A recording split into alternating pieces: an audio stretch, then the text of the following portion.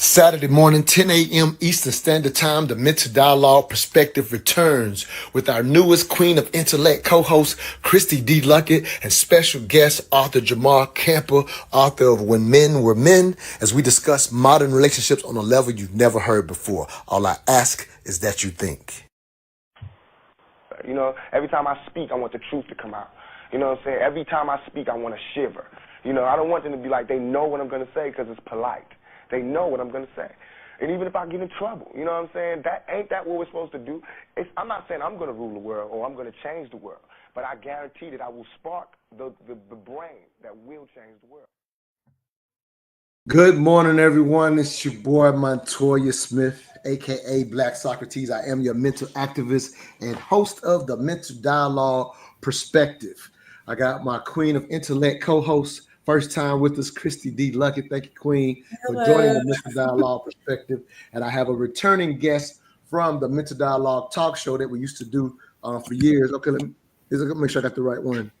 All right, cool. I got you. Okay, you was on twice. And I also got a returning guest, Brother Sniper, renowned author who's been on the Mental Dialogue talk show from the past, but he is joining the Mental Dialogue Perspective as our special guest. And so thank you, King, for being with us today. If you will, give us a little bit of your background, and I'm going to go back to my queen and highlight why I picked you as a Queen of Intellect member. You didn't know I was going to do that on the show, but I'm going to highlight some things myself before I let you introduce yourself, if you will. I typically start with the Queen, but I'm going to go ahead and get the returning guest to give his background, as I like to say on the Mental Dialogue show, his background. Well, good morning, everyone. Definitely want to say thank you so much, sir, for inviting me back on your platform. It's an honor. I am Jamar Camper. Also, I go by Sniper online. I'm a best-selling author, also a mindset coach, and a dating consultant as well. Now, I love the background. And so, Christy, as I told you when I called you and said, hey, would love to have you, if you would, join our Queen of Intellect. As I was telling y'all right before the show, I always like to keep a woman's voice on the show to ensure, kind of keeping us brothers in line, because sometimes with our masculine energy, sometimes we can go so hard that we there's a miss, right? There's a natural, if you will, symbiotic relationship between the masculine and the feminine, and so we have to have it. And so as I've watched you over the years, I could, in my personal opinion, I feel like you exuded the feminine energy, if you will, in modern times. And I say modern times because today we're going to talk about modern relationships. And I simply say modern times because for all of the traditional things that I personally feel like we should hold on to that gets lost in today's time, there are some aspects of the modern relationship that maybe older people are not always aware of. And I feel like just from watching you and some of the stories you've shared online, you've had a lot of modern experience, but I understand how you personally move. So that's why I said, you know what? She would be a great Queen of Intellect. And so thank you for doing this for the first time. Share any background you want to give, and then we're going to jump into our cuts and just start reacting to some modern relationship cuts on the internet and get y'all both of your 3 cents, as we like to say on Mental Dialogue, about those cuts. But tell them who you are, and then we're going to go into our cuts. You stated my name. My name is Christy D. Luckett. Most people know me as Bishop Christy. I had a boutique for 13 years. It was one of the #1 boutiques in Mississippi. I left that. I closed my boutique in 2023, and I took a year off, and I'm now in tech. I am a senior IT system analyst for 2 companies. So that's what I'm doing now. Nah, great transition, but let's go ahead and do this thing. If you are a first-time viewer of the Mental Dialogue Perspective, we basically are reacting to various cuts today about modern relationships. And here you already heard Sniper's background. He does this all the time. It not only helps people get mindset right, but helps people actually evolve in modern relationships in today's time. So we're going to start with this cut. And hold on one second. All right. And I'll let you react first, Christy, as the queen of the show to this first cut. This is good because I think this will help people too to just take a step back. Let's say in our minds, we're going to use Chia and I, for example. I won't use anybody else. Let's say for Chia, he wanted a woman who cooked, who had a fat booty, you know what I mean, who like spoke Cambodian or something like that. I don't know. And then all the other qualities that I have. I definitely don't have no fat booty. I can't speak Cambodian. It's Khmer is the name of the language. Sorry. But I do cook. So for him, maybe it does agitate him a little bit that I don't have two of these qualities, but he doesn't mention it because I have all the other qualities that he wants. He would never say it to me. He doesn't bring it up to me, the deficits that I have. But for me, whenever he does something that I don't like, I'm going to say it, right? Or I'll bring up the deficits that he has. So I do think that sometimes some men may feel like irritated when we bring up their flaws because they're not always bringing up ours. They're in their mind, they're like, I accept the fact that you are lacking some of the things that I could have wanted in my dream girl. And I'm happy and I just accept you for who you are. So why can't you just accept me for who I am? Why do you have to keep bringing up the things that I'm not doing correctly? Because I don't bring up the fact that you know what I mean, don't got no tiny waist, or that you ain't giving me head every other day, or whatever it is that they may want. I do think that sometimes as women, we have to check ourselves because we can, and I'm saying this, not all women are like this, but I think, let's talk about married women, right? I think we can feel like we are in the right and that we need all of our needs met. And I don't think we ever think about the fact that our husbands may not be getting all of their needs met and they're not saying anything about it. I do think that we have to start checking ourselves and being like, is my man getting all his needs met? Before I start mentioning all of the things that he's doing wrong, I think that we got to evaluate, is it even worth bringing up? Is it even worth saying anything? And is it that big of a deal? Because that could be their level of frustration and sometimes why they don't change some things, because they're like, get out of my face with this shit. You know what I mean? I'm not talking to you about all the things you do wrong. So why do you keep bringing up that stuff to me? So I don't know. I think it's worth thinking about in marriage and parenting and all of that. Like before you start doing all of this, make sure that you are not lacking in some areas too. Just saying. Well, I'm going to say this episode is going to track.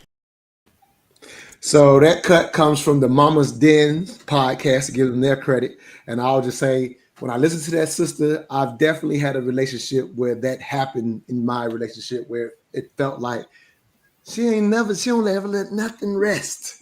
You know what I mean? While I definitely was letting some things rest because it just made sense because of the situation. So I definitely understood her experience. But go ahead, Christy, your thought in hearing that cut. That was me and some relationships.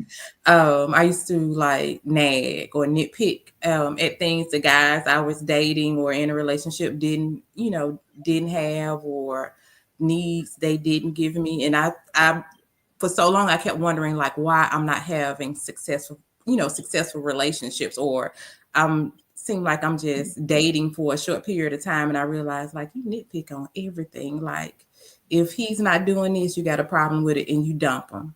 Like my friends used to make a joke like, Christy don't like nobody. And it was because I was finding little flaws with the men, not realizing I'm not perfect. Like I'm sure they saw me and be like, okay, I don't like this about her. Or,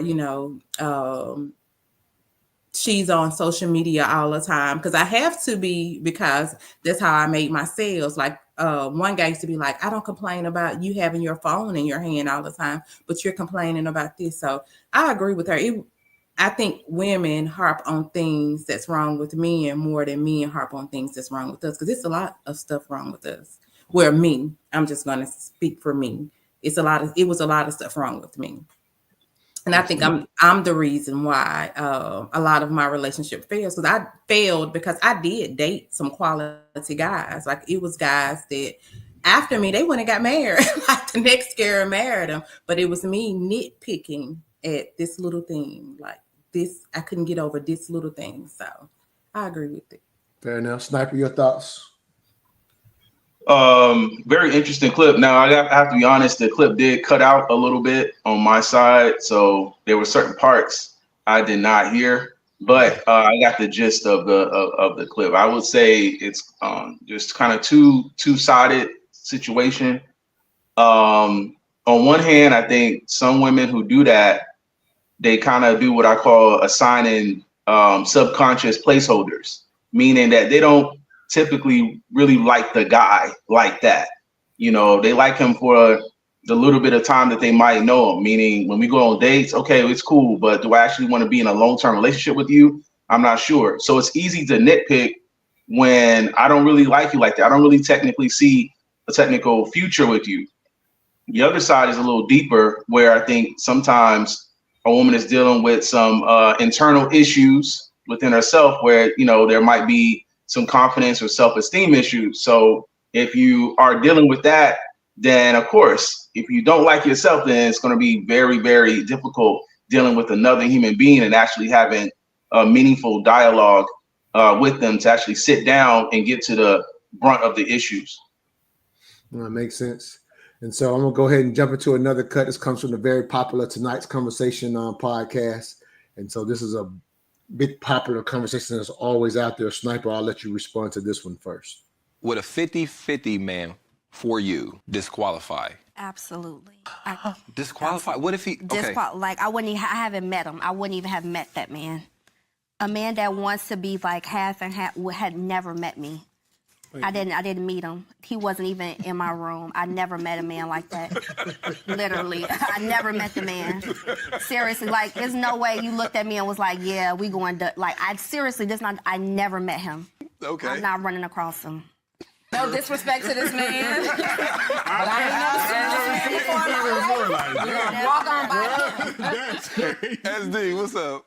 The facts of the matter are that the vast majority of people here, especially black people, would be smart to go 50-50 with each other, because half the men and over half the women make $50,000 or less.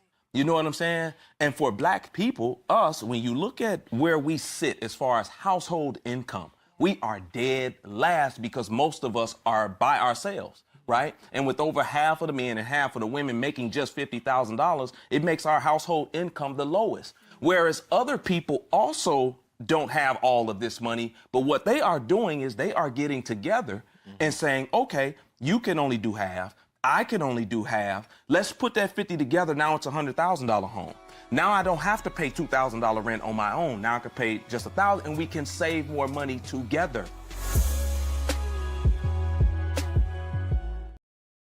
Sniper, your thoughts? The famed 50-50 conversation that has no end on the internet. Definitely want to hear your thoughts on that one. So I've seen this clip before, and so it's the ongoing conversation, right? That never stops, 50-50. I think you're dealing with a facts versus feeling type of situation when it comes to the 50-50, because like the first woman was saying, I've never seen them. I've never had that conversation. And I would say you have seen them. You just didn't desire that. You didn't want that. And that's okay if that's you personally, but they might not be the case for every woman. And the guy was just bringing some facts to say, hey, in reality, we're dealing with situations where we're dead last in statistics regarding income. So technically, is every woman going to have the option to not have a quote unquote 50-50 guy? I think that when the woman says, I've never seen them, she has to take into account that if there's, 5 million of you that feel the same exact way, how many of you 5 million women are actually going to attract a sole provider type of guy? It's not about what you don't deserve. It's about the situation that you can attract for yourself and that you're comfortable with. Fair enough. Christy, any thoughts to that cut? Me personally, I've dated both, guys that wanted to be the sole provider and guys that wanted to, do 50. I don't have a problem with it. I think it's a problem to me, like if your partner is not able to provide 100%, you watch him struggle. Now that's where my problem coming in. I think that's why so many people are having heart attacks and all of this, because they're stressed out about bills. So me personally, I wouldn't mind going 50-50. Like I'm paying 100% now. So if somebody came in and gave me 50, I would be, I'm all right. For you. That's a win for you. So let me here's a thought I was late to this. I think we overstate the finances to a degree in current times in reference to what it actually means, 50-50, right? I'm not saying I'm right. I'm just giving y'all a perspective and y'all can respond to it. But when I say overstate, when I think about, for example, marriage has been on historical records for about 6,000 years, right? Like the first record of marriage or whatever is like 6,000 years ago, but more prominent in the last 2,000 years, if you will, right?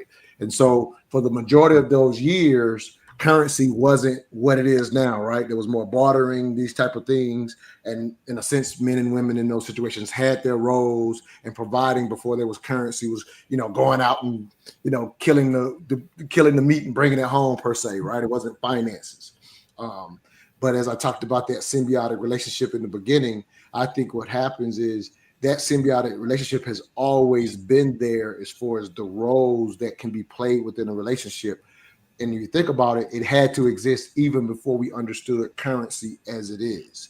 And now that we've moved into currency being the way that we make exchanges, then to a degree, it's kind of natural that, especially historically, just 75, 100 years ago, you didn't have a quote unquote a lot of women in the marketplace. And so it just made sense that naturally, since men were the ones who could go out and work and make that exchange, they would, in a sense, take care of the woman. And that's kind of where that history comes from. And now that women have entered the marketplace, in my opinion, it's changed the dynamic to a degree, but the role existed whether there was money or not, if that makes sense. So that's why I say to a degree, we overstate the money, in my opinion, in current times, and actually put too much emphasis on it and not understanding you can have those roles in those relationships almost regardless of who's bringing in the money to a degree. I'm not saying it's 100% correct. Sniper, any thoughts to just, again, I think we overstate the actual finances in current times. That's my thoughts.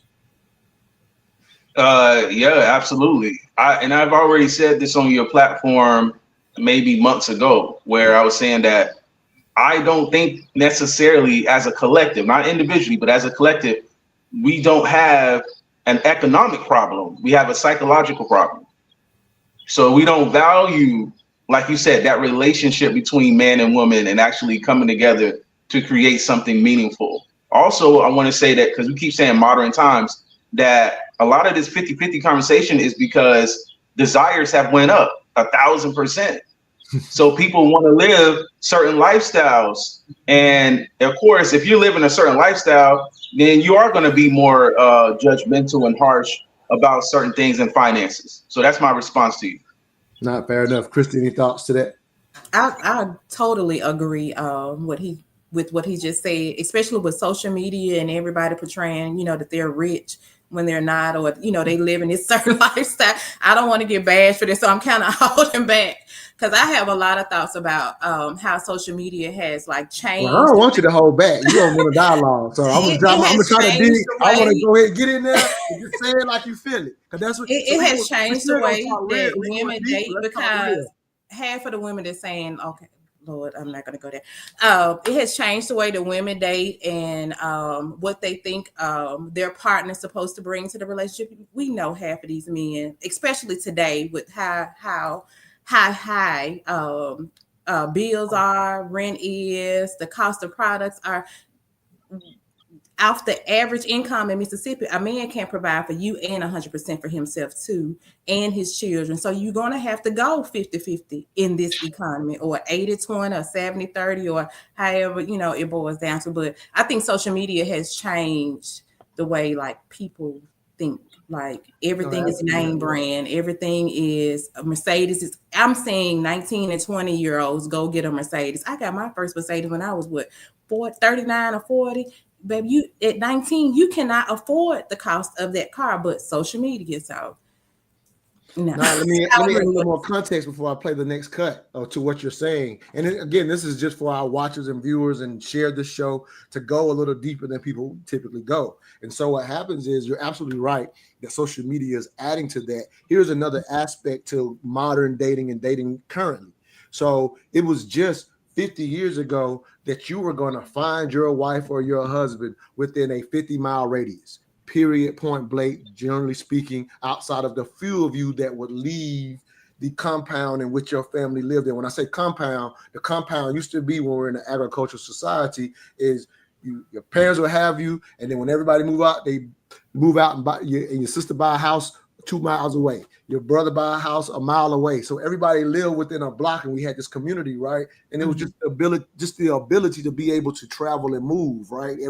Very few people had cars. And so in that sense, people, a lot of us even remember that we grew up near our cousins, near our brothers and sisters. We're not in that world no more. So I'm highlighting this to say social media actually makes you think you have way more options than you have, because you can talk to someone on the other side of the country or in another part of the world. And you're saying mentally, and our brains can't help this. You're going, oh, I have access to all of these people. And the reality is, humans used to find a person within a 50-mile radius and stay together with way less options. What we don't realize, your options are really still about the same as far as the number of people. But to your point, Christy, because we believe they're much broader, you're always looking for better, even when you got a good thing. That's what social media has brought to the table. Sniper, did you want to say something before I go to the next cut? It's your choice. Just real quick, just to add on, I would say that people don't have more options. They're just attracted to more people. Exactly. And so I'm going to play a quick commercial, probably about 2 minutes of this commercial, and I'll explain why I played a commercial for this particular show right after I play this cut. It's called the F Formula. It's a commercial. Y'all see exactly what I'm talking about. Sorry, can I be a bit cheeky? I'm just on my way to the park. Here's the big secret about women. We want you to flirt with us. We even want you to get sexual with us, desire us. But here's the thing about women and flirting that every man needs to know, especially you. The way women flirt is totally different from the way that men flirt. So flirting with women the way you want to be flirting with will fail 99.9% of the time. For flirting to be effective for women, you have to flirt the right way that makes sense to her. So what is this right way to flirt with a woman? The right way is when she feels something about you, not thinks something about you. I'll repeat that because it's very important. Women want to feel something about you, not think something about you when they flirt. This is where most guys go totally wrong. They logically try to trigger a woman's attraction buttons and make her think something about them, when what they need to do is trigger her emotions and make her feel something about them. So once a woman can feel something about you, it's game on. Green light, go time. That's the moment when she loses all control over how she thinks and logic goes totally out the window. So how do you start flirting with women in this way? The right way. The way that makes her feel something about you, every part of you. You use a simple formula that gives you the ability to flirt with any woman, anytime, any place. More importantly, this flirting formula eliminates the chance of coming off like a sleaze or a creep, which is actually one of the most common mistakes men make when trying to flirt. They over-sexualize things, or they say something inappropriate, and it makes our defenses go straight up. It makes us feel like we're not safe, and that's not sexy. That's why when you know how to flirt with women in this specific way, it automatically makes you stand out over every other guy. And it doesn't matter whether you're talking to a woman in real life or if you're on an online dating site or an app. It's crucial that you know how to flirt properly if you want things to go to that next level. And that. So, Christy, I'll start with you. So the reason I played that commercial, because also, speaking of current times and social media, you now have people giving you supposedly a ready-made formula for how to attract someone in current times. And I think that what she said in the commercial was factual, in my opinion, about how making a woman feel something versus making a woman think something. So I think she's factual in that. But if I continue to play the commercial, she ends up selling a product at the end. And so I just wanted to kind of hear your thoughts on just seeing that and just realizing that's part of the era that we're in, right? We're dating online, we're dating on apps, and now you're getting bombarded with commercials such as that play to someone's desires to attract who they want. And I think there's a little danger in it as well, in my opinion. But I just wanted to hear your thoughts on seeing that commercial. I don't know. I agree and disagree to a certain extent. Like a stranger coming up to me or flirting with me over social media, trying to make me feel something. I really don't even, if it's something, first I have to see you. I have to see if I'm going to flirt back, honestly. I'm looking at your picture to see like, no. But if I do find myself attracted, to your picture, whatever, I'll probably entertain it. But if you come and you're like over sexual, like she said, it's an automatic no. But Oh, I don't know. It just depends. Not fair enough. Mhm. Sniper, any truth in that commercial? And like I said, I want to hype on the commercialization of and why they're so available currently right now, just to kind of go deep into that thought. But just any thoughts on the actual content, and then let's get into what I think is, again, something to be alarmed, and I should say, I don't want to use the word alarm, but we need to be aware of in current times, how that stuff comes at you and why it's coming at us in the current times. But go ahead, Sniper.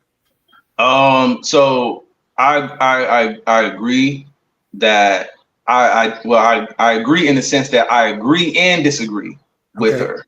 So that I think the commercial starts off great. You know, women do need to feel something about the guy versus over analyzing what the man is saying. So that part I do agree with 100%.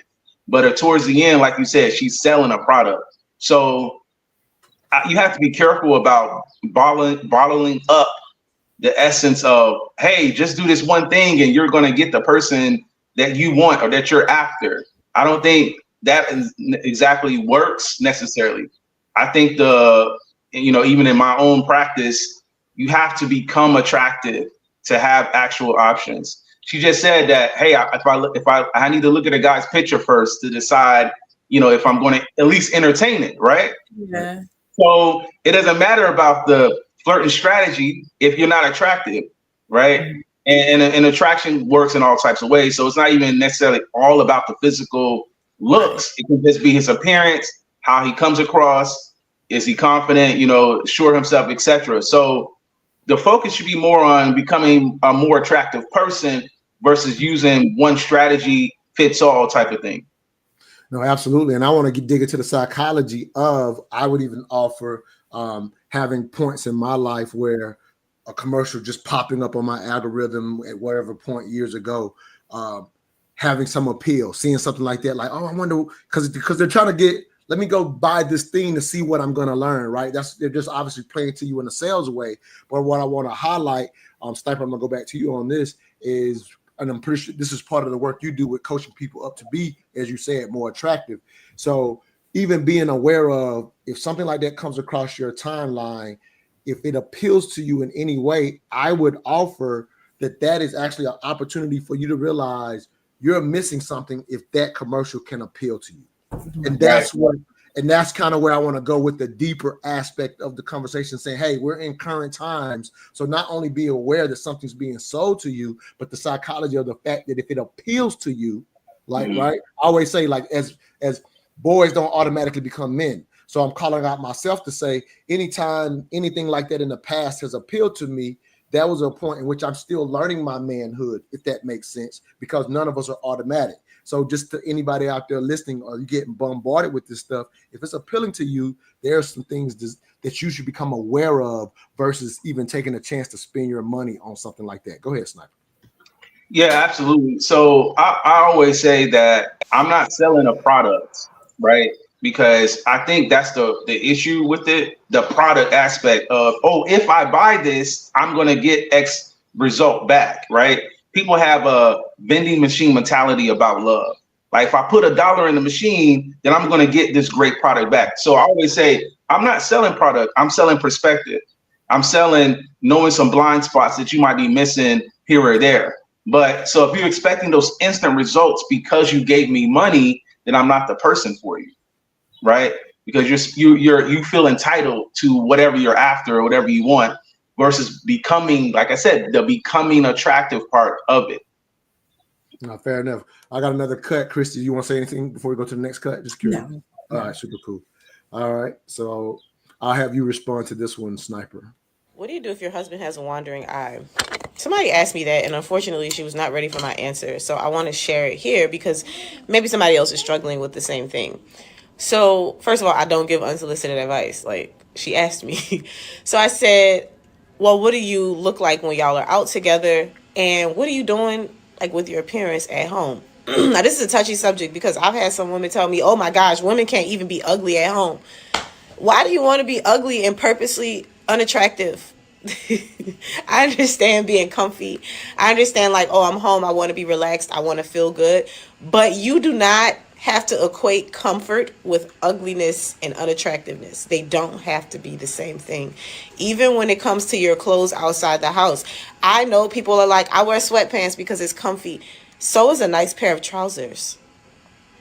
So is a nice 100% cotton t-shirt. Like, we don't have to wear sweatpants and have our hair looking crazy and have crust in our eyes to be comfortable. We can be comfortable and cute. And so when I asked her this, she was like, well, why should I have to do all of that? I shouldn't have to do all of that. He married me, didn't he? And that's the problem that most of us have as married women. We get married and then we like, whatever. We're married. I ain't got to do too much. Yes, you do. Yes, you do. Because I can say, and the reason that I asked her this first is because I was trying to figure out, okay, well, if you're doing your part, if you're showing up, you looking good, you smelling good, all the things, and he still has a wandering eye, girl, that man got a problem with lust, right? And I'm not saying people are going to look at things that are appealing. You, even as a woman, might find a man attractive and you might glance. But I'm saying if your husband is constantly looking around at whatever's passing by and you are visually appealing and you are showing up, he probably got a lust problem. And you don't, I mean, that's not your issue. You got to pray for him. He got to take that to the Lord. He got to deal with that on his own. But sometimes it's not that he has a lust issue. Sometimes it's that you're not giving him much to look at.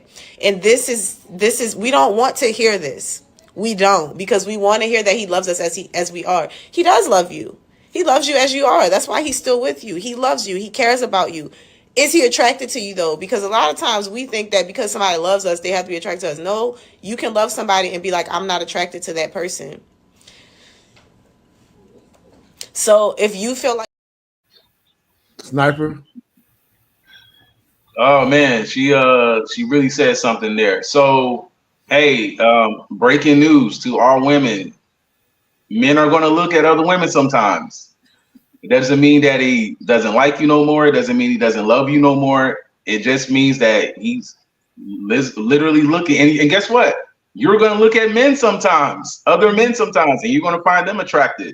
That don't mean you don't love your man any less. That's just the natural nature of the situation. But I will say this. One thing I always tell women or say to women, especially in consultations, are you prepared for the blessing that you're asking for? Meaning that, are you willing to do what it takes to maintain? Because people always just want a person, right, that they're attracted to, but they don't care about the actually maintaining the attraction between two people.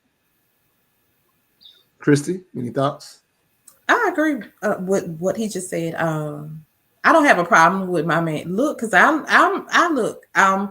not gay or bisexual, but I know, you know, working in the beauty industry, I know a beautiful woman. I got eyes. I know a beautiful woman just like my man would know a beautiful woman. So I don't have a problem with my man looking. I'm going to look too.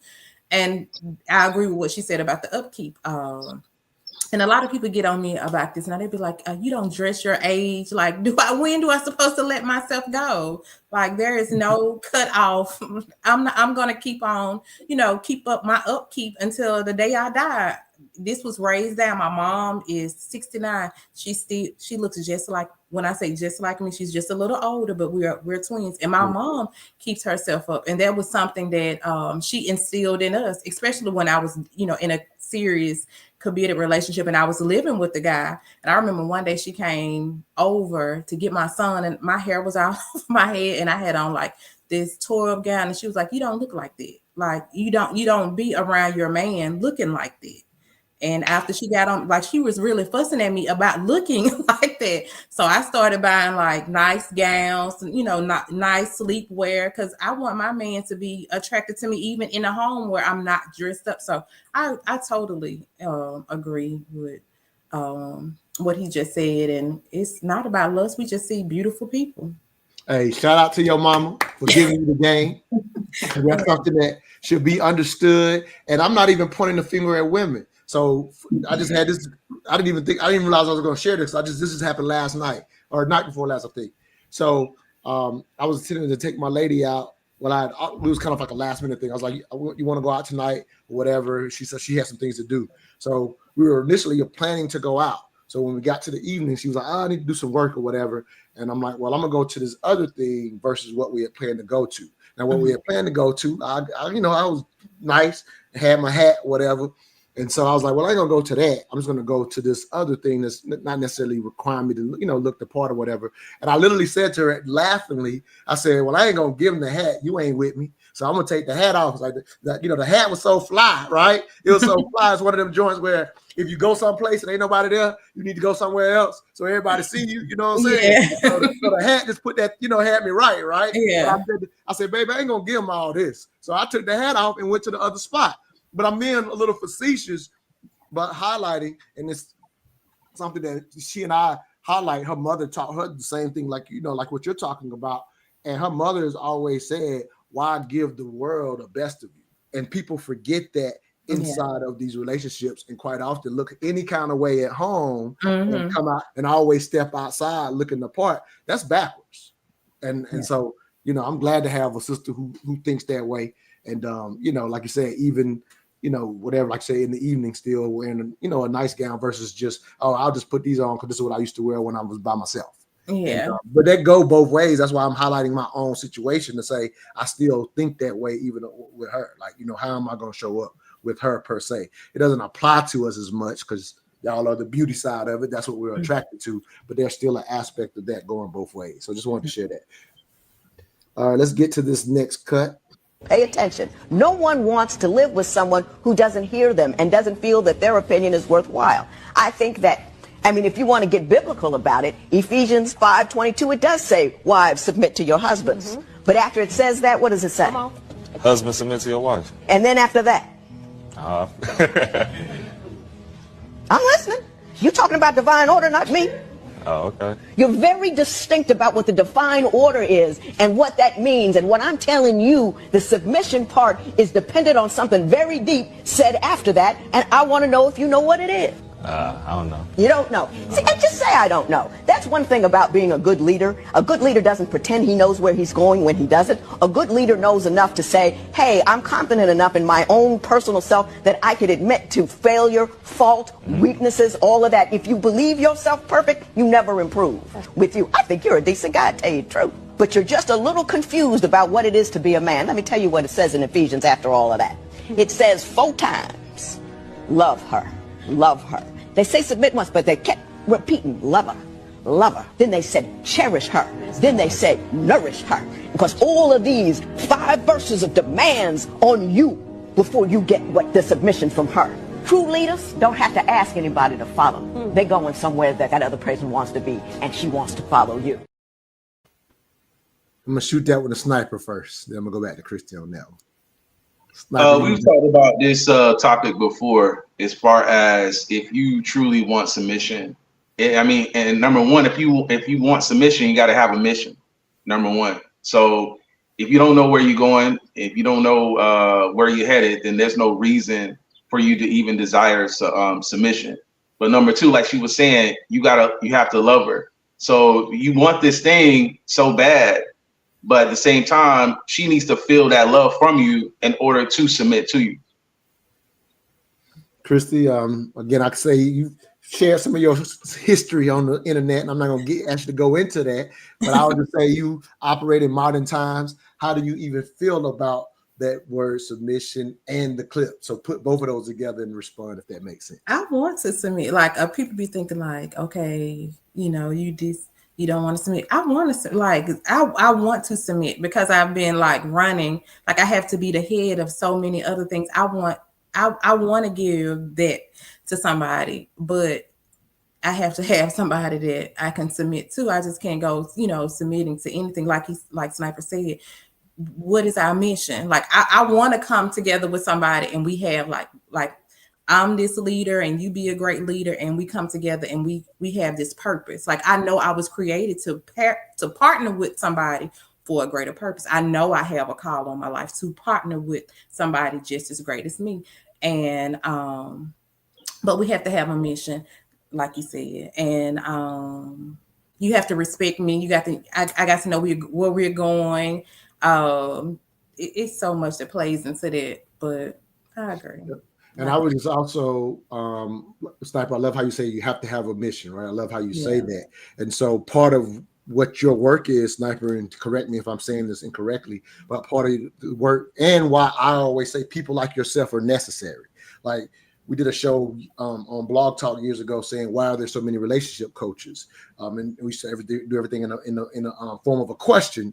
But what really came out of that show was how it's actually necessary to have, like in any industry, there are good ones and there are bad ones, right? That's just the reality. But the thing that came out of that show was there is a need because of this. There's not been enough masculine framing over our community now for a number of years. So now you do need a sniper to even show you what having a mission looks like. And so if you've never been shown or seen by example what having the mission in order to get the quote unquote submission, if you've never seen it, you have to now seek out the good one that, and I do enough research to know Sniper's doing what needs to be done. So I'm highlighting and bigging him up to say, be aware of why you might need a coach. My cognitive behavior, one of our other Queens of Intellect, Marilyn O'Dooney, always talks about in current modern times, you get a coach for everything else.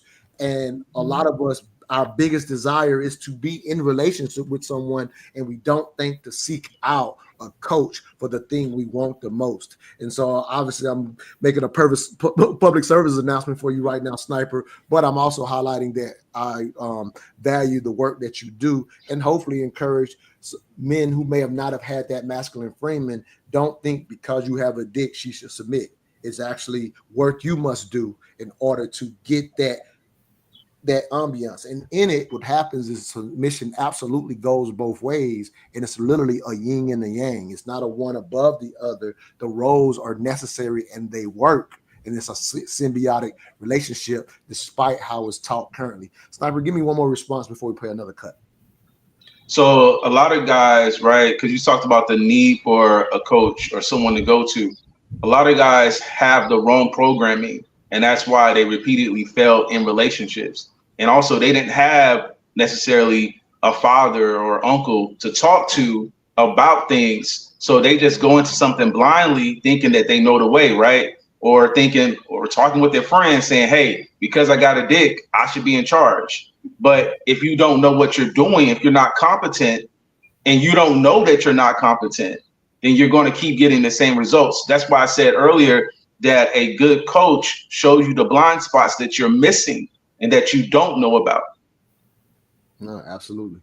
All right, let's play this next cut and keep this thing moving. We might finish within an hour because I know Sniper got a short period of time as well. Because if a man comes along, and this is terrifying to me too, I'm not even going to lie. If I met a man today that was very patient, that he was loving, he was genuinely kind, he was soft in his words with me, he didn't look down to me from my circumstance, he didn't expect me to explain my existence constantly, like the woman said, what you've been through. If it gets out to the room, then everybody thinks that it's an interview now, they have the right to question you. If he didn't treat you that way and he was behind you in your corner the way a woman would be, but with the solutions of a man, I would be scared of that man. I would be very scared of him. Because that man will expect more of you. Because the man who gives you the most compassion is going to expect the most growth. And he's going to create the circumstances for the most growth. You have to be an exceptional person with a person like that. Women are not afraid so much of the man itself. They're afraid of the consequences of who you might need to be. But they forget that a man like that is not going to be a tyrant over you. They're going to genuinely love you. They're genuinely going to create the circumstances for success. They genuinely care about your performance. They genuinely love you. They're scared of that because they think they don't deserve it, and they know it's going to be hard, and they don't want to disappoint somebody. And they don't want to disappoint a man because that man will give them a critique. And if they're genuinely in love with that man, it will break their soul in ways that I can't even explain. Because it's like all those other people abused me and they didn't love me. But if you love me and I disappoint you and you genuinely love me, then I have failed as a human being and I don't deserve life. That's how women feel.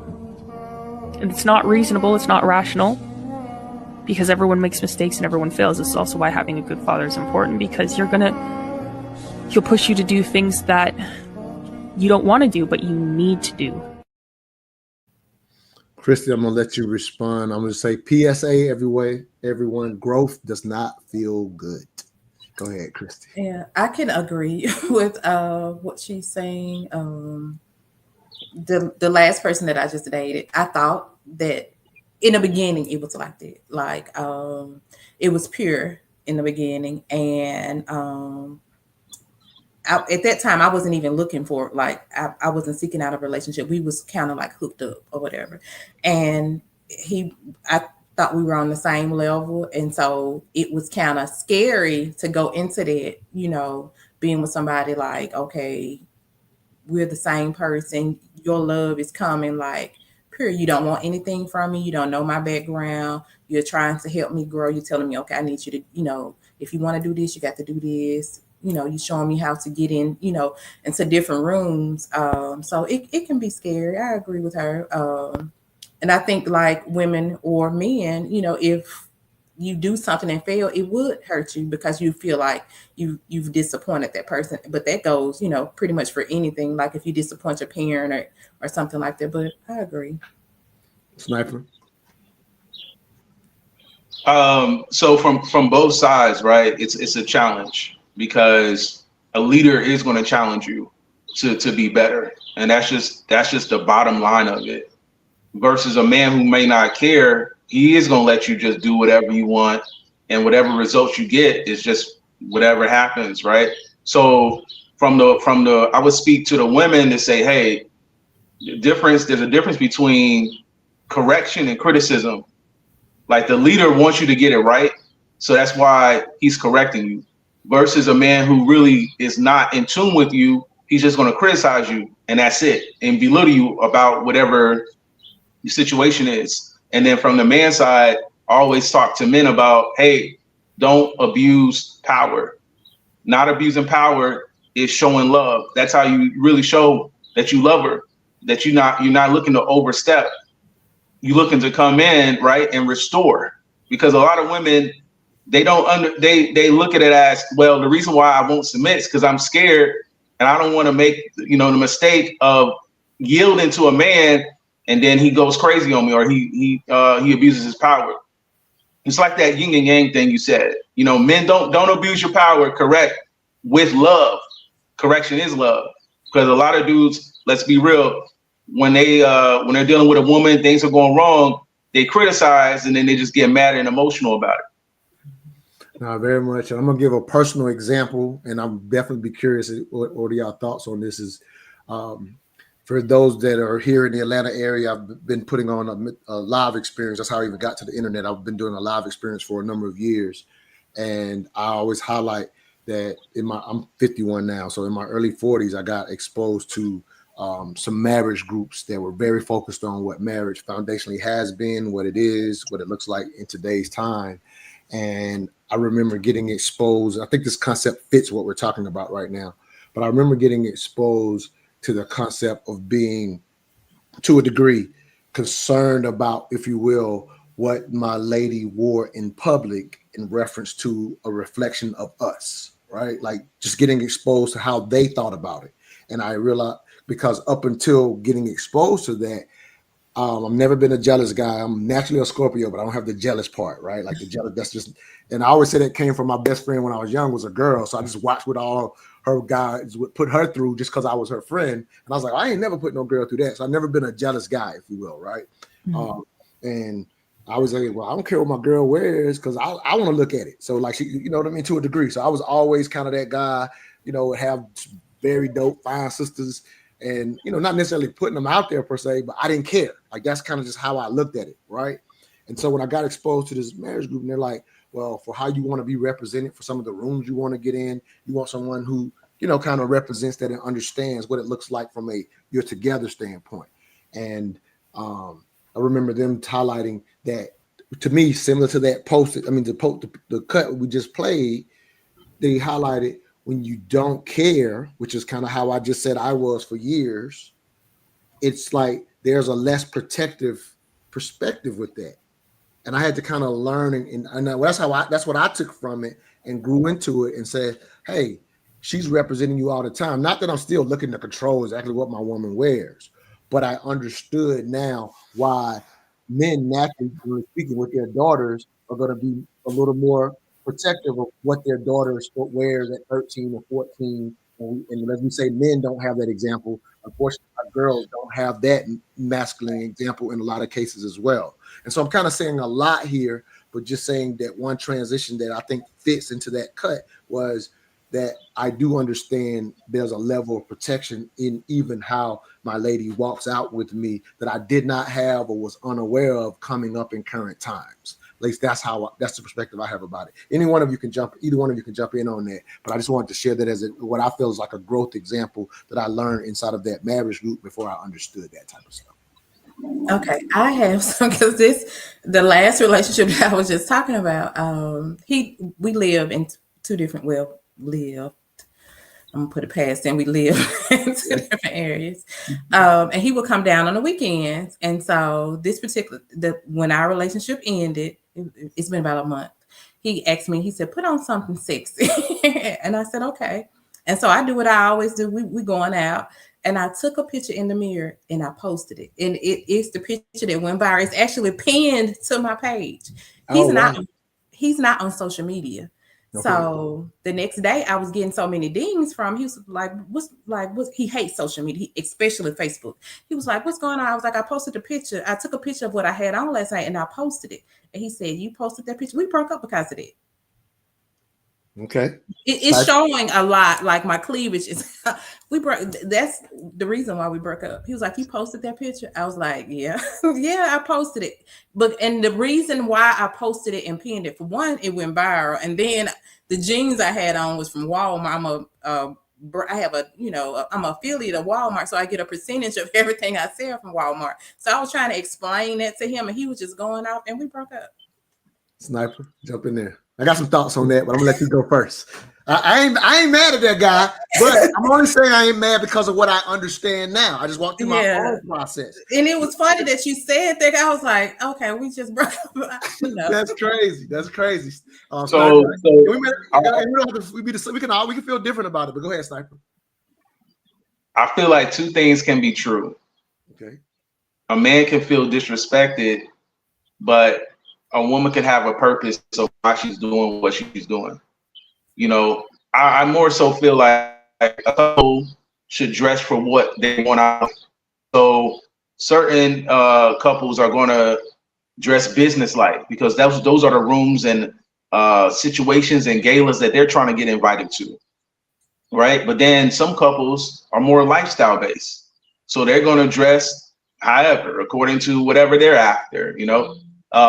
You might have a married couple and they like going to the nude beach, right? That's what they're into. Yeah, for whatever reason. That's what they're not trying to get, you know, up into the corporate world and more into meeting CEOs and stuff like that. But then you might have a more conservative couple, right? They're trying to get more into the political lane. So they're going to dress for that. So I understand both sides. You know, a man can feel like, hey, don't wear that because you are representing us, both of us, not just yourself anymore.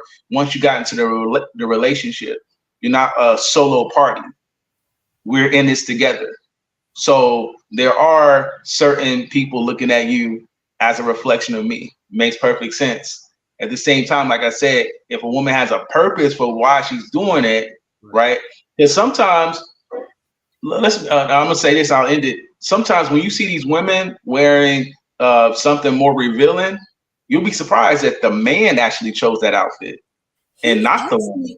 I'm sorry for cutting you off. He asked me to. He didn't have a problem with me wearing it. He had a problem with me posting the picture. It wasn't the outfit, because he asked me to dress sexy. Right. It was that I posted that picture. Right. So let's walk through the psychology of that. At least how I view the psychology of it. Right. Mm-hmm. And I agree with everything Sniper said. Yeah. From this standpoint.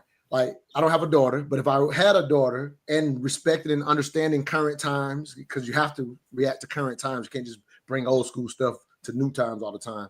But I've always said, if I had a daughter, the main thing that I want her to understand when it comes to this is time and place. time and place. Time and place is there's a place to do certain things and there's a place not to. And so that's the first thing I would teach her.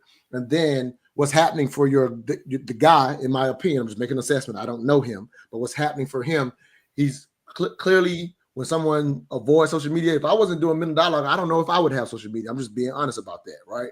But for someone whose position is I avoid social media, and I'm pretty sure if you think about it, he despises the fact that people go there for attention. And so for him, not understanding your purpose, and I don't know how long y'all had dated and when these come. I'm not saying what you should or should not done. I'm just talking about this perspective for you, just for you to hear it. So for somebody who despises social media, it would take a conversation about what you do because of his extreme nature. And I'm not saying extreme that he's wrong, but because he's in that extreme, it would take a conversation where it would take, can I do this? Not that you're just doing what's natural, but because of who he is, you would have needed to have a, can I do this because of who he is? And not even just who he is. That's probably a smart conversation to have with anyone that you're seeing in that position, because you want to know how they feel about, like, whereas me, if you and I were dating, I don't get caught up on really anything. Like, I'm just telling you, like, personally, like, I don't get caught up in anything you do on your social media, because I don't have a lot of respect for social media, believe it or not. So it's like, I don't care what you do over there. If I started liking you and it wouldn't have been because of social media, I don't care what you do over there. Like, that's kind of how I see it. But in reference to us getting married, there is still certain things that even in me not watching or looking at your page, I'm still going to make it known. There are certain things I would never want you to do. Like, if I see an example of it, I might say, baby, don't do that, even though I'm not watching your page. I'm still going to carry on that way, even though I don't watch your page. And again, just be aware of, like I learned from that marriage group, there is a level of protection when a man is offering that. Just and now in current times, sisters don't hear that enough. And so I think it's something that they have to be aware of and understand. It's not necessarily that the man's insecure. He's most concerned at how are people seeing, especially if you're going to be my wife, how are you seeing my wife? And that reflection is on the family. So there's a level of protection of men that are concerned about that.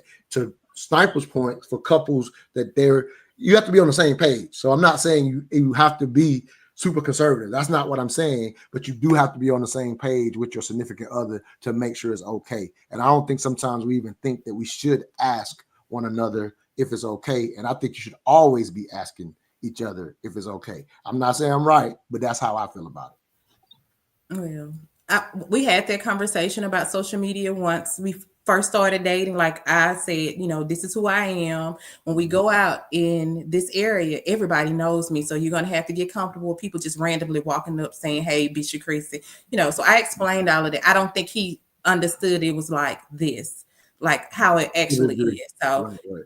Both of you guys are correct. I need to partner with somebody that, we're on the same page, we're equally yoked. And then, just have, like, before I post something, if I'm dating somebody, like, are you okay with this? Like, does this make you uncomfortable that I'm posting this picture? So yeah, I agree. That little simple asks could be a lifesaver. Whereas in current times, people have a conversation like, well, why I even got to do that? I'm just like, that spirit alone is going to be an issue. Whatever, it ain't going to be just that is your issue. It's like, just that respect for one another that's part of showing respect. All right, let me play 2 cuts back to back. This is actually something Sniper just recently done, and I thought it was absolutely perfect for today's discussion. So it's going to be 2 cuts. So y'all bear with anybody that's watching, but both of these cuts are worth the time. We're looking at about 4 minutes, y'all. I don't know if this only is a me problem, but I'm 34. I have no children. I'm not married, and I'll be 35 in May. And the older I get, the further away I feel I am from being a husband and a father. And not because I can't have kids, but because when I was younger, I always desired to be a husband, especially in my early 20s. I thought by 25, I'd have 2 kids, I'd have a house. Maybe I was being unrealistic, but as I get older, it's like, man, my little brother is about to have a 1-year-old in June. My baby sister is about to have, she actually has an 8-year-old right now. And I'm like, I'm the last one, like, I'm a great guy. I believe I'm attractive. Like, I do well for myself. Like, you know what I'm saying? I got it together. And it's like, why hasn't it happened for me yet? And I'm like, man, maybe I'm the problem. I don't know. But I don't know if anyone feels that way, especially men. I'm a black man. I'm young still. I don't have no baby mamas, none of that. And yet I desire to be a husband. I desire to get married one day and have kids. And it's like, I just feel like I'm just getting older and I'm further away from that dream. And it's so crazy because it's something that I truly do want, but I see so many people out there who already have it. And I feel like, is it really there for me? So I thought I would ask y'all, do any of y'all feel this way? Even women, but just as much as the guys. Shout out to that brother, that content creator.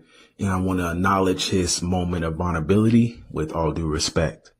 At the same time, with all due respect, sir, to you and men like yourself, yes, you are the problem. Respectfully, yes, you are the problem. Twice in your video, he says, I don't know, maybe I'm the problem. Yes, you are the problem, sir. Because you second guess yourself, women second guess you. There's an energy that you're remitting and that you're putting out that communicates that I'm unsure about myself and my desires and what I want and what I'm after. Sometimes in life, it's not all about making it happen. Sometimes it's about letting it happen. And women want to know that they're with a competent, confident man. Someone who says, I desire to be a husband, but I'm not desperate to be a husband. I desire to be a husband, but I'm not going to force myself on anyone to be said husband. Of course, you should go after your goals. You should definitely put the energy, effort, and sincere fortitude into the goal. At the same time, you have to have self-awareness. You have to have the self-awareness to ask yourself, what about me? What am I doing, right, that's making women not see me as a viable candidate for marriage? Or what am I doing to push people away? In this video, there's a energy that says I'm more or less chasing marriage. And one thing I did not like in the video is that the brother was more concerned about what other people are doing, what other people have. He even brought up his siblings and their current status. That's problematic within itself. We can't, when you have a goal like marriage, you can't look to the right. You can't look to the left. You got to stay focused on the goal. Your marriage, your situation is going to look totally different from your brothers or your sisters or your parents. And that's one thing that women are looking for, that leadership, that confidence, that certainty in self, that energy that says, I know what the fuck I'm doing and I know what I want. So we can't compare ourselves. Last thing I would say is the brother went through a checklist of, hey, I'm attractive and I got myself together and I do this and I do that, right? You know, basically you have this societal checklist that you're trying to go down and you're still unsure about, well, why don't I have it yet? Once again, check in with self, right? Check in with self. Don't go by the checklist. Check in with self and say, there's something I'm doing or that I'm not doing of why I'm not attractive to the women I want that could potentially be my wife. Christy, you respond first. Like, I almost want to take notes. That was good. I agree. Like, a lot of my relationships fail when I was looking at other people, and then it brings on more like anxiety and like watching other people. Like, okay, they did this, and it's, you know, it's not my time yet. Like, to me, it just, I agree with what Sniper said, but I was like listening to what he said and like placing it, analyzing it, trying to figure out like where does this fit my life? Like, how can I, you know, stop doing this for myself? So I'm gonna go back and watch that clip. No, I can dig it. I'll send it to you, or you can start following Sniper as well. Okay. What about, real quick before I go to Sniper, can you recall your thoughts with the initial video when he was just like because Sniper was just pointing out the energy that he came across with. So I'm kind of saying for you as a woman, what about how do you think he came across with just you as a woman? Tell the truth. Me as a woman looking at him. That's what we hear. Tell me as a okay. Do you want me to give my opinion? Me as a woman looking at him like why? Just tell me how. Yeah, he was saying, he was a little feminine to me. Lord forgive me. I don't like me. I wouldn't take him serious because he doesn't show up as a man to me. Honestly, like he shows up as a man, but it's like not like he's a man, like looking at him, but he's not a for sure man. Like I like a masculine man. I like a man when he comes around, like I'm secure with him. Like he doesn't give off security, like masculinity, like none of that. I didn't get that from him. Like he didn't even know who he was. Like you're questioning your existence, basically. Like you're questioning everything about yourself, and you want me to partner with you? Or you want me to give you some babies? No, how I'm gonna be the masculine person in the relationship? No, so no. That's what I wanted. I wanted that real. I hate like doing it. Play with these folks. You try to be nice for your first time on a Minute Dialogue pod. On here with us. Don't be nice. Keep it real. I withhold a lot of stuff because people always told me like I come off harsh. Like when I was like verbalizing myself, like saying whatever came across my mind. So I kind of hold back now, but he comes off as an unsure, not masculine man. I don't want to say feminine, but he don't like just looking at him. I want the old Christy back. Just looking at him. I honestly, Lord. I hear it. You want the old Christy. Okay. Anything else you want to reiterate with that, man? Obviously, you kind of gave him a reading, and like you said, did a bit of respect, love, his vulnerability, but just kind of speaking that game. And we know it's not even pointing our fingers at anyone, right? We're just talking about the dialogue that absolutely exists. I'll even say again, kind of how Christy just took your words and started applying it to herself, which is a beautiful thing, right? It's a beautiful thing that people do become inner focused on, say, okay, I want something, but I become inner focused. So it was kind of dope that your first response wasn't even to the guy. You're up here internalizing the great advice that Sniper was giving after the fact. So I definitely respect that. And so to turn this on back on myself, I've definitely went through those periods where, again, in finding our manhood, we don't come out as men. Just want to keep saying that and reiterating that. So in that process, I've definitely went through those periods like, dang, when I'm just nice, why can't I get what I want? And I want to highlight, if I can leave people with something, because we're near the very end here, if I can leave people with something is, quite often the energy that we're in currently and why you see all the red pill and just kind of making a reference to that whatever you call it, the manosphere and all that kind of stuff, what people are not realizing just is one basic question. The basic question is you're in the energy of why is the other gender doing something versus the energy you should be in is let me understand let me understand that energy. Let me understand the other gender. And then in understanding, what happens next is once you understand and don't ask why that is, it requires you to step up and do what it takes to get what you now understand. Some of us want to stay and complain about something that is natural to the other gender for their desire. We want to complain and go, why is that? Versus meeting what it takes once you understand it. So the minute you're asking why, you're in the wrong energy and you don't deserve what you're going after. Sniper, go ahead and kind of close us out. I got one more cut that is just kind of I'm going to end the show with, but I definitely want to hear your thoughts, brother. So when I address that man, I'm not just talking to him personally or individually. I'm talking to men like him who are going through the same thing, asking the same questions, who say, I got this, I got that. Why don't I have the woman yet? Why don't I have that wife yet? And it's because you're looking outside yourself. You're looking at the world. You're looking at your brother and sister and seeing them married, and you're questioning yourself. So if you're questioning yourself, then women are going to question you and say, well, why should I be with you if you're questioning yourself? How do I look being with you and you're questioning yourself?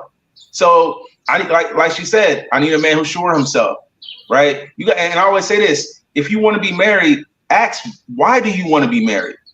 Don't just be out here saying, I want to get married and I want these things, because sometimes people just do stuff for the sake of, right? Like a bucket list or a checklist. So I think the gentleman has all the great intentions in the world, but at the same time, he has to look within and say, well, why am I not attractive to said woman that I'm after? You know, and like you said, you got all these groups out here in the manosphere or whatever on YouTube, and I get you guys have desires, but you have to be attracted to said desires. You can't say things like, well, why does a woman need leadership? You know, that's what's going to attract a woman. That's what she needs. Mm-hmm. So I'm just going to end it there, but thank you for giving your input on that. No, absolutely. Let me have you speak to one other thing that I think you do brilliantly, if you will, Sniper. It's the other end of that cut. The other end of that cut is you got that guy saying, hey, I'm the nice guy. I have this checklist. Why don't I have these things? You're always, when I watch your page, you're also highlighting the other extreme, which is I'm a high value man. I got the bag. I got these things. And now the woman should submit, but it's still from an abusive place. And you're always saying you're foolish to think you're going to get what you desire, even if you've checked off the list on the other end of it, right? The bag in itself, you're always talking about this. The bag in itself does not secure the submission that you want. I don't know if that's how that's how I read what you often tell people on your page. And so you can kind of clarify that for me, Sniper. But I just want to make sure people understand, don't just be the nice guy, but there's another extreme that doesn't necessarily warrant you having a wife as well. And I know you speak to it often. So if you can give me one last closing thought on that, and then we'll close the show out. Did I lose you, Sniper? He froze up. I may have lost him. Uh-oh. I know he had to go. So, oh man, we lost. I want him to close it out with that. All right. Well, if Sniper, if you can hear me, Sniper, come back out and come back in. Christy, if you will, I want you to share with people how people can follow you if you want to share that. That's up to you. It's up to you. Yeah, you don't have to. Yeah, I don't want to share. Okay, no problem. Yeah, I just want to make sure I made that available. You know what I mean? Mm-hmm. All right, hopefully Sniper will come back in here. So I'm going to close out with another social media influencer, Mr. Let Go, that just popped up on my feed this morning as I was preparing for the show. And this happens quite often. As I'm preparing for a show, the algorithm just starts feeding you how does the algorithm even know? Yeah, that I'm thinking about this. You know what I mean? So how about I close the show with this, and I'll just stay on with me, and you just give me one thought to this closing, because this is enough to close this show, if you will. If Sniper comes back in, I'll let him say something as well. Okay. The reality that needs to be said out loud is that as black men age, their desirability increases. And the exact opposite is true for black women. As we age, doesn't matter how much money we accumulate, our degrees or professional accolades. The reality is that our marriage and partnership market value is depreciating with every passing year. If you are a young black woman in college, and you know in your heart that you want to prioritize family, I suggest that you simultaneously pursue that MRS degree right along with that BA or JD. Yo, for whatever reason Ebony K. Williams had in making this video, one, I want to say I appreciate her. And two, this is an opportunity for black men and black women to actually end the gender war. And regardless of what we want to say, that's kind of like what's been going on for the last 2-3 years. Whether it's the women on TikTok talking mess about black men all the time, or the podcasters where almost every time you see a guy with a mic in front of him, you already know he's going to say something crazy about black women. The feminist divestors telling black women to get a white man because black men are never going to change. Or the passport bros that's always commenting, get your passport, fellas. These women here are this. These women here are that. If you want a woman that's going to submit, she has to be from another country. It's all divisive. And even people like me that talk about how single motherhood is problematic. Even though we know this to be true, making certain statements without enough context makes that divisive also. So I would like to go into 2024 with a different narrative, a different approach. And that approach is, if you are anti-family, if you are anti-opposite sex, you are the actual problem. Because with all that being said, if you think about it, Ebony K. Williams literally made one statement that literally confirmed everything Kevin Samuels was saying to black women night after night after night. And before he was talking to women, he was talking to men, and he was right about them too. So for Kevin Samuels and for Ebony K. Williams, let's actually start listening to each other instead of arguing with each other. Realize that we individually are the actual problem, not the other people that we're interacting with. And there is a huge amount of black women who, because of their childhood trauma, have problems with interpersonal relationships. And there's a huge amount of black men who simply talk about black women because they can't get the woman that they actually want. And instead of them men actually bettering themselves, making more money, going to the gym, losing weight, eating better, and the same thing goes for women, we love sitting around talking mess about the opposite sex, projecting our own insecurities on the other people, and would rather lash out outwardly instead of lashing out inwardly so something can actually change inside of us as individuals. Lash out on that Stairmaster. Lash out on that treadmill. Lash out at your refrigerator. Lash out at your laziness, and stop lashing out at the opposite sex. So ladies, you're not independent, and fellas, you're not no damn alpha male. Both groups actually need to sit down somewhere, in all honesty. The truth is that we all are either broke, fat, insecure, angry, ain't been to nobody's therapist, got an underlying drinking problem that we don't think other people can see. You don't know how to resolve conflict. You're either emotionally unavailable or emotionally unstable. We mad at our mama or our daddy, but we all have one particular attribute that makes us better than a typical person, whether it be height,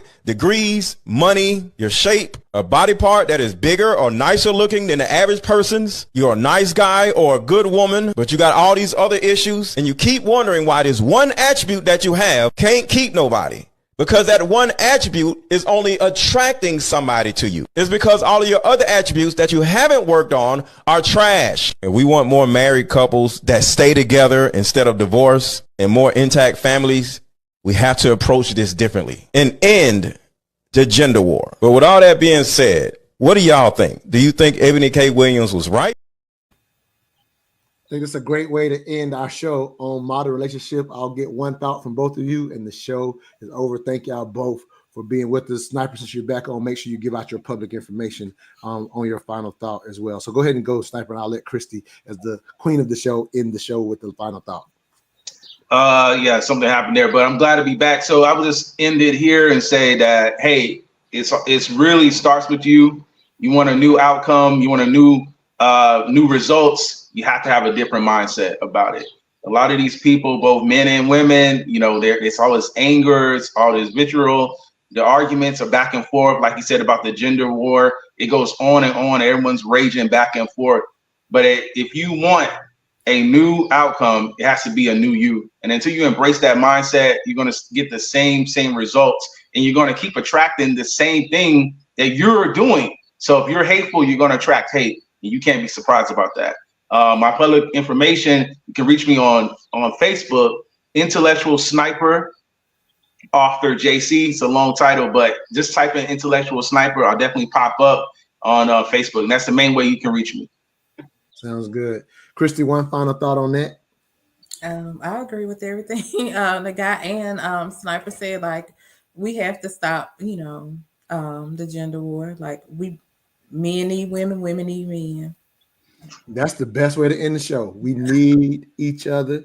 Yeah. And so we pop up every couple of weeks, y'all. Go follow the pages that says subscribe to the YouTube page /Mental Dialogue. Just trying to go a little deeper with it from a psychological standpoint. So hope y'all enjoyed the show. Please share it. If you saw any value, please share it. Thank you, Christy, for your first time with us. I hope you'll be willing to come back. But with that said, we out of here. And as I always end the show, all I ask is that you think.